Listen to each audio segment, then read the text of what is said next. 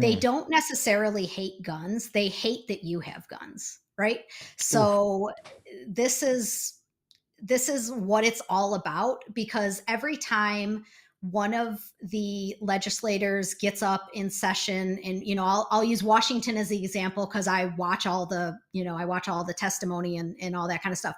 So every time they get up there they say, I'm a gun owner and I've spent a lot of time at the range. And I don't believe that, but I believe that they own guns. And I believe that, they want to be protected by guns in some way. So they don't hate guns. They hate that you have them because they know if you have them, everything else that they pass, that they try to do is essentially moot. I mean, if people wanted to make it a thing, they could make it a thing. So it's it's one of those things that unfortunately is not going away. I think those of us who are younger and people even younger than me who are just kind of getting into this space believe that this is like a very new thing and that like we've got these new arguments and like we're going up against them. This has been happening for so long, way before I was alive. I think that social media has amplified kind of the gun community, and I think it's made it easier for people to connect, and I think it's made it easier for people to find out information and become like more enthusiasts and stuff like that. But this has been going on for so long, and they will never stop this. Like there is no stopping this. So, some people would say then, you know, stop fighting. Like you're not getting anywhere, but I don't believe that. I think that there's a way to turn this around, even though I don't believe that they will ever, one day wake up and decide like, okay, yeah, we're gonna just knock it off. Like they're not gonna do that. Yeah, no, it's not likely at all. And when I say not likely, like Ice Cube's chance in hell type unlikely.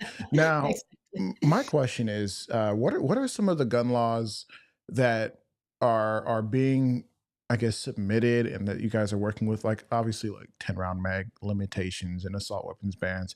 And Yep. is there any data at all? Like, let's be really objective. Let's get in trouble with our Pro 2A brethren. Is there any data at all to suggest that, hey, maybe they're onto something. We don't like it, but maybe they're onto something. Yeah, no, there isn't. And I think the problem that we're having in Washington is that our crime is going up, and it's a combination of a couple of things. But one of the things that we're dealing with in Washington is um, a really broken justice system, right? So they have taken so many things away from police. They're so many ways that they do their job. They have stripped them of that, and they're starting to kind of roll that back because they see that that's not working. But in the county that I live in particularly, we have a lot of activist judges, and they are just not prosecuting people. They're letting them out on very low bail, and then these people are escaping and they are going to commit other crimes. So we have I think, the second highest property crime per capita in the country and the first highest in vehicle thefts. And what's happening a lot is a lot of people keep their gun in their vehicle. And so the vehicle is being stolen, and there's a lot of stolen guns on the road, right? So they're like trying to pass something, you have to lock it up in your car and all this kind of stuff instead of punishing the criminals. So in our state, we have assault weapons ban. I can't get a magazine more than 10 rounds, but literally every week, a teenager is caught with a Glock switch. Now, Glock switches are not legal in Washington. They're not legal anywhere in the state. They're certainly not going into stores to buy them. So, where are they getting them? They're getting caught with them, and they're being let out on very low or little bail because they're teenagers. And I'm literally talking 13, 14, 15-year-old kids.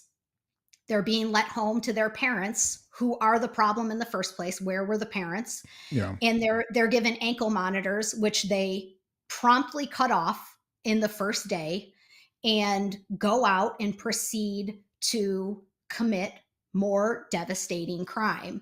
So we have a combination of things happening here, right? So that's part of the problem with the data and the statistics, is that it's not really pure because we have so many other things going on here, and it really boils down to them not punishing the people that they are catching doing these crimes. They're just punishing, me and other law abiding gun owners.